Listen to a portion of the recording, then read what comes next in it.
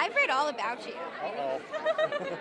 So your love of history dates all the way back. It goes a long way back. And you live in Virginia currently, correct? I do live in Virginia, yes. So how did you decide to turn this story into a film versus a book, or? I thought about a book, but a book's really hard to do, and a movie's really hard to do, but at least with a movie it's a team effort rather than all just one person. And I lived in Virginia, and I knew VMI was still there, and the road the boys marched on was there, the battlefield was all still there. So it would be, everything was there we could use visually to make a movie. Do you think that really affects the way a movie is made versus just doing it in LA on a green screen? I think when you see it, you'll see it's very accurate down to those buildings that were actually in the battle.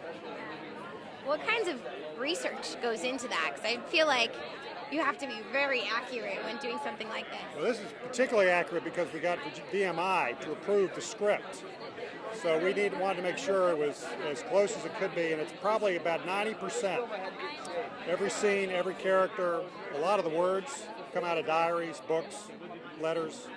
How long did it take to make this film? We worked hard on it. This is my partner, David Kennedy. Hi, David. We worked hard on it together for over 4 years. Wow. Why were you so passionate about this story in particular, out of all the battles, out of all the wars? It's the only time in the history of the world that a group of cadets has marched into battle as a unit, and many of them were 15 years old.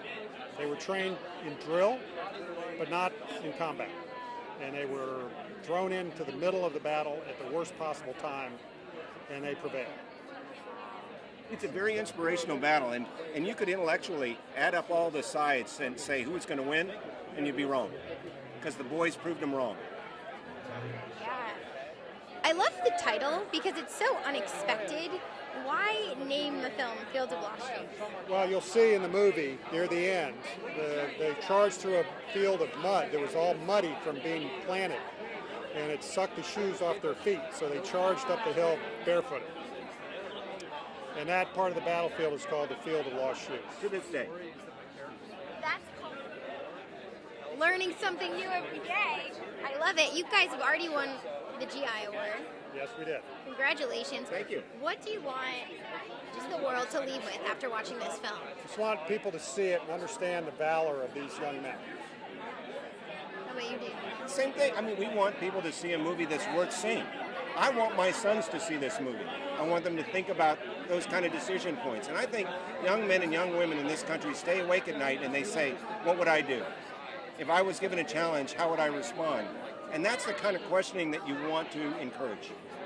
I love that. Was there a time in your life where you felt like you were young and had to take on a more adult-like role? Like, is there a pivotal point that you can remember? Plenty of times, but nothing like these boys did. That's why you need to see the film. That's right.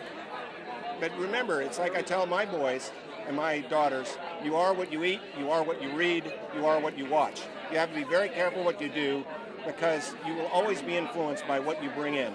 And this movie, I think, is a good message, and it's well presented. And we've got a great cast and a great crew. Let's end on that.